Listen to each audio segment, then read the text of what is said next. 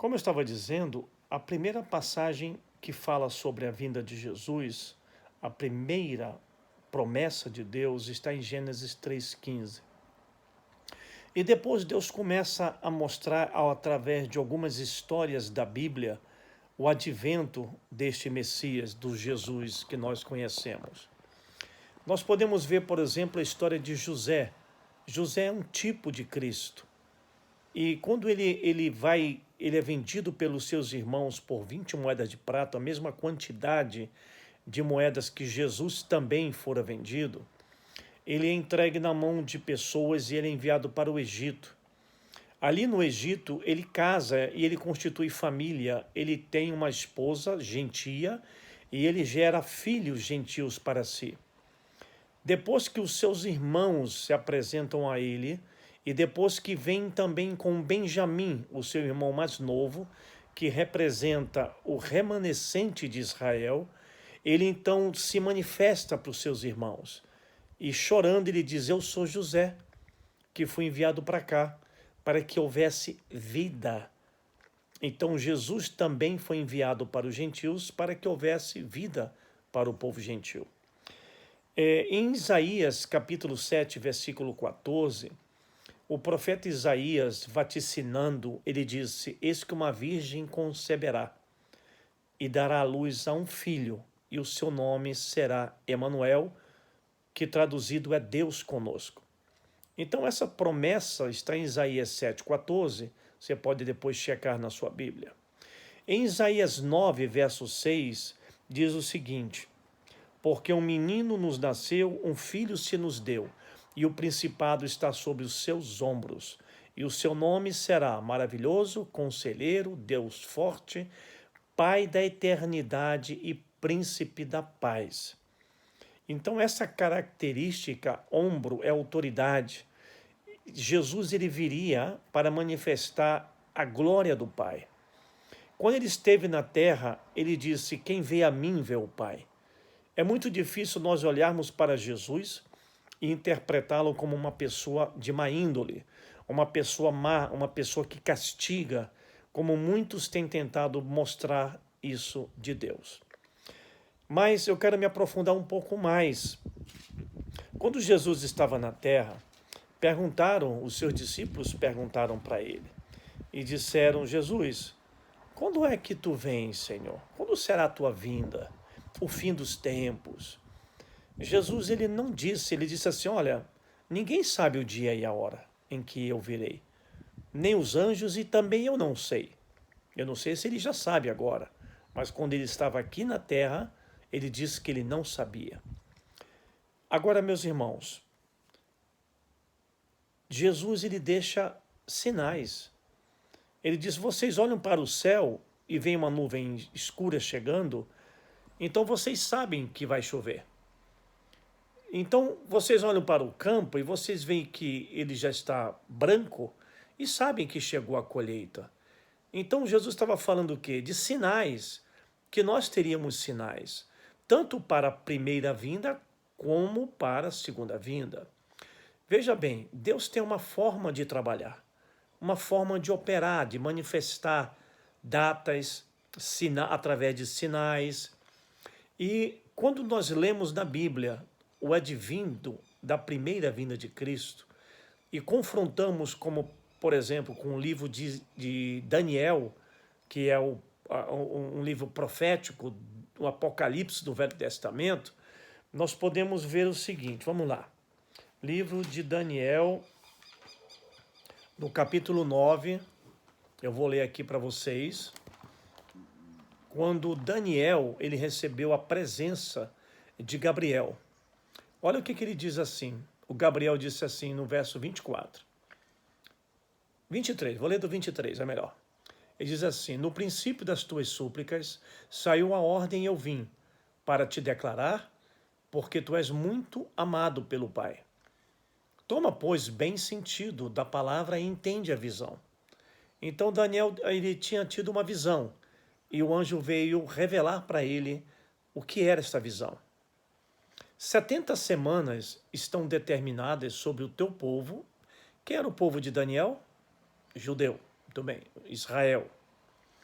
e sobre a tua santa cidade, Jerusalém, para extinguir a transgressão, dar fim aos pecados e expiar a iniquidade, e trazer a justiça eterna, e selar a visão e a profecia, e ungir o Santo dos Santos. Então, parece que esta profecia está falando de um desfecho final. Eu vejo dentro das 70 semanas de Daniel uma abrangência, desde a promessa da primeira vinda, como também da segunda vinda e do fim dos tempos. Porque isso aqui, ele está todo estruturado dentro da Bíblia, esse capítulo. E nós vamos poder ver isso. A palavra 70 semanas estão determinadas. Essa palavra determinadas em hebraico é partidas. 70 semanas serão repartidas, serão divididas. Então, veja só, nós temos no verso 25 o esclarecimento da profecia.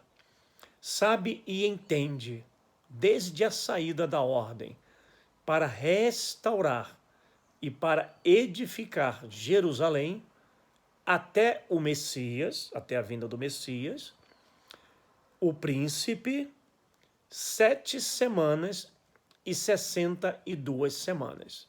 Irmãos, 7 e 62 soma-se 69 semanas. E diz assim: as ruas e as tranqueiras se reedificarão, mas em tempos angustiosos. Verso 26. E depois das 62 semanas, por que 62? Porque 62 vem depois de 7. 7 e 62. Então nós podemos somar as duas e dizer 69 semanas. Depois de 62 semanas, será tirado o Messias. Então o Messias vem dentro das 69 semanas. E não será mais. Então veja só, depois das 62, então quando terminar 69 semanas proféticas, então vem o Messias e ele é tirado dentro das 69, ou seja, não fecha 70, é 79 e alguma coisinha que a gente já vai ver. Uma semana, nós sabemos que ela tem 7 dias. Uma semana profética são 7 anos.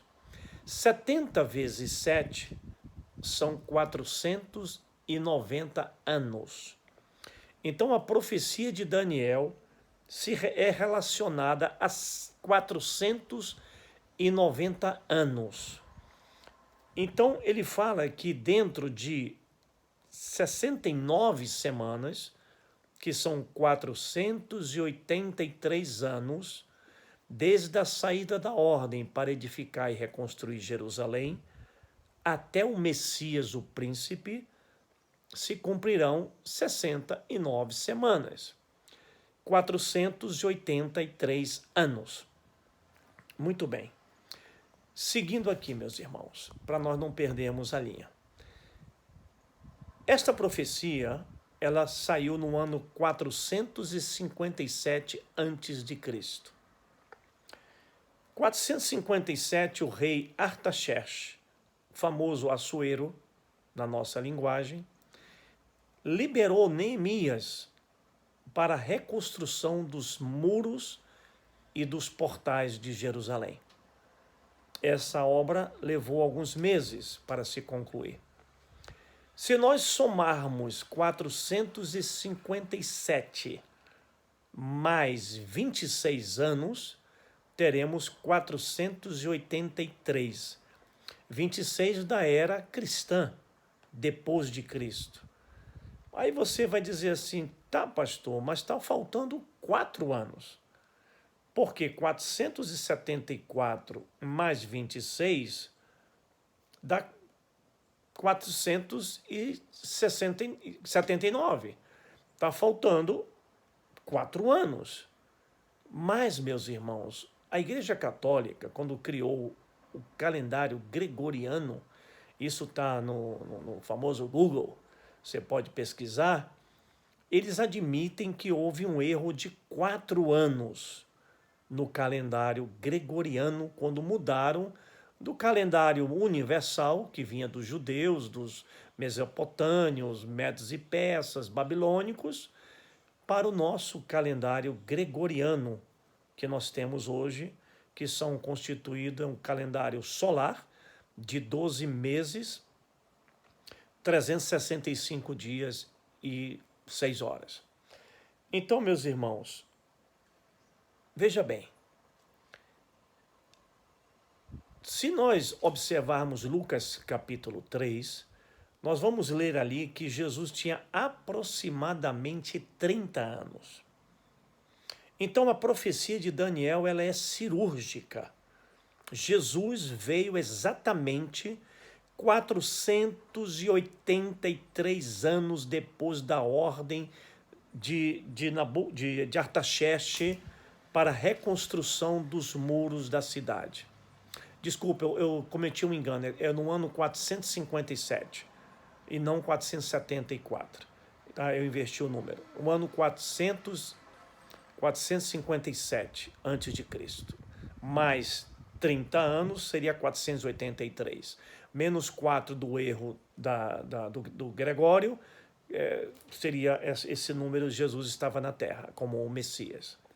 Agora veja só, o ministério de Jesus, ele foi exatamente de 3 anos e 6 meses aproximadamente. E por que isso? Porque a profecia de Daniel diz que ele fará um concerto com muitos por 1 semana. Ele está falando, a profecia está falando do Messias, não está falando do anticristo. O anticristo não faz concerto com ninguém, porque ele fala que cessará a oferta no templo. Quando Jesus morreu na cruz, o véu do santuário se rasgou. E nós temos aí alguns teólogos que estão dizendo que vai ser 7 anos, que é o anticristo que vai fazer um pacto, na metade vai quebrar. Mas eu não consigo ver desta forma. Me desculpem, eu até posso estar errado.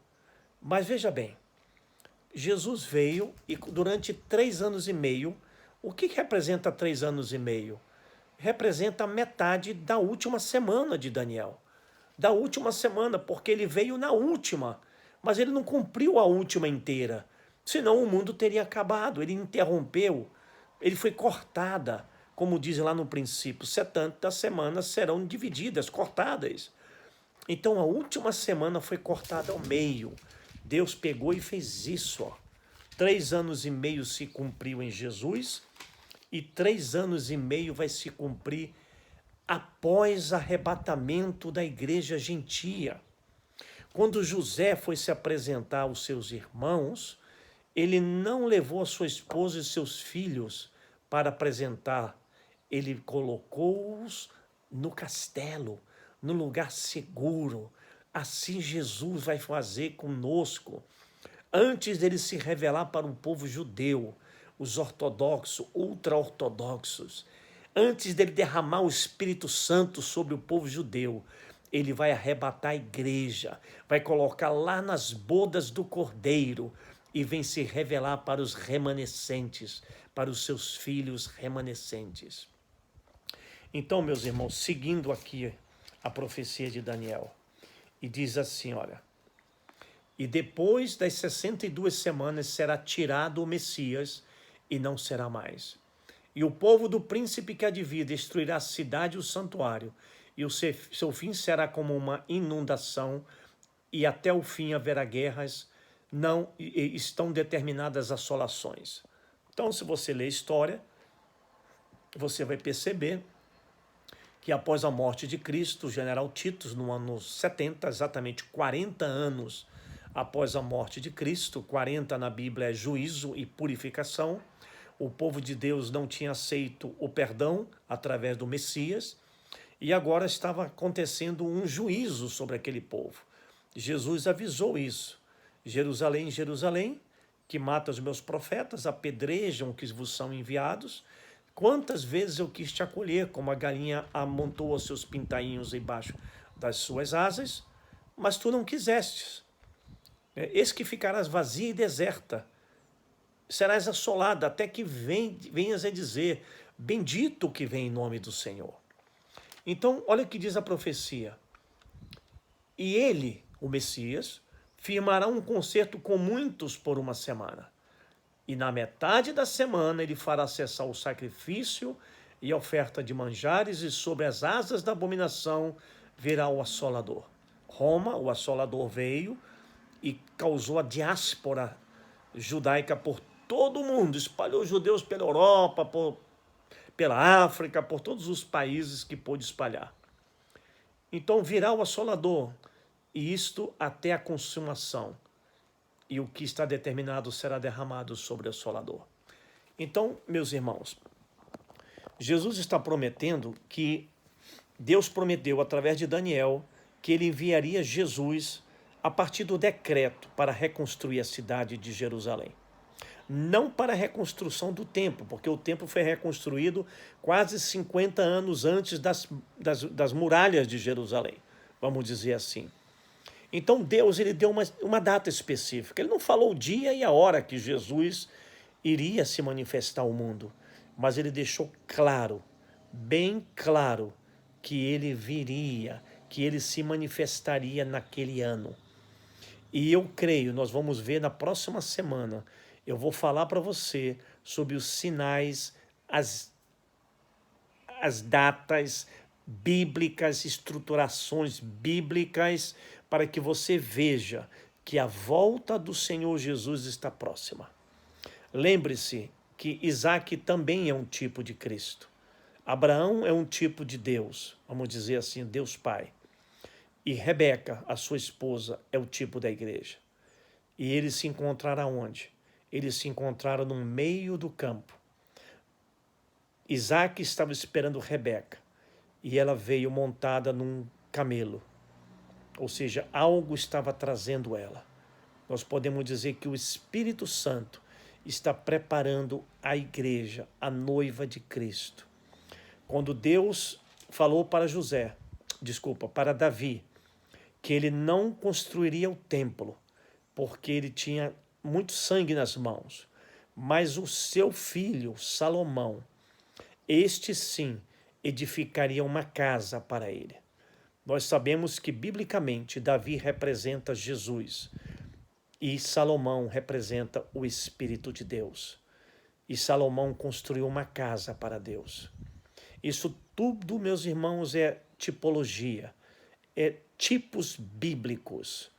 E durante o reinado de Salomão, houveram riquezas, esplendor, glória, harmonia, excelência. E nós hoje estamos vivendo este tempo de preparação da casa. A Bíblia diz que a rainha de Sabá, ela foi visitar Salomão e conheceu o seu esplendor. E disse que ela ficou impressionada com os vestimentos dos servos, a situação dos talheres na mesa, dos copos, as porcelanas, as esculturas, as obras de arte. E ela disse, uau, isso tudo é feito com excelência. Eu nunca vi isso na minha vida. A Bíblia diz também que ela levou riquezas quando ela foi, mas ela saiu com muito mais do que ela levou. Irmãos, Deus está preparando uma igreja. Nós estamos muito próximos do arrebatamento. Tem pessoas que dizem assim, pastor, está acontecendo isso ruim. Irmãos, a Bíblia diz que nós temos que ver os sinais. Jesus disse que quando o mundo estivesse novamente, como nos dias de Sodoma e Gomorra, nós teríamos que abrir os nossos olhos, porque a nossa redenção estaria próxima. Diz que quando tivesse como nos dias que foram de Noé, também nós deveríamos abrir os nossos olhos.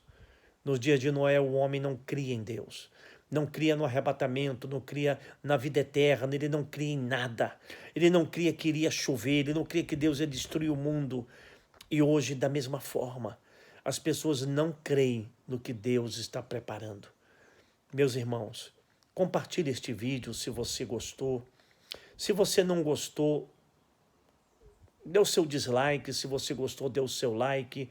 e faça o seu comentário, porque eu respondo todos eles. Feito? Deus abençoe a tua vida, Deus abençoe a tua casa, a tua família, e em nome do Senhor Jesus, nós vamos terminar o mês de abril sem nenhuma infestação deste vírus corona. Amém, meus irmãos? Deus te abençoe e o Senhor te guarde. Em nome de Jesus. Amém.